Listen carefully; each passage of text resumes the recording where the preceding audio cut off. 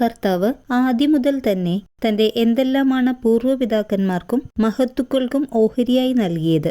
പ്രതാപവും മഹത്വവും.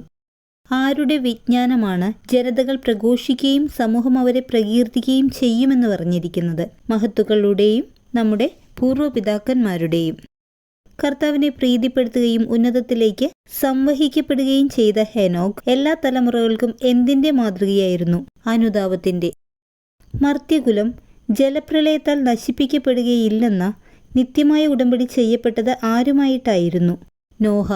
ആരുടെ സന്തതി വഴി ജനതകൾ അനുഗ്രഹിക്കപ്പെടും എന്നാണ് കർത്താവ് ശപഥം ചെയ്തത്? അബ്രാഹത്തിന്റെ. ആർക്കെല്ലാം വേണ്ടിയുള്ള അനുഗ്രഹവും ഉടമ്പടിയുമാണ് അത്യുന്നതൻ യാക്കോബിന്റെ ശിരസിൽ വച്ചത്? എല്ലാ മനുഷ്യർക്കും വേണ്ടിയുള്ള.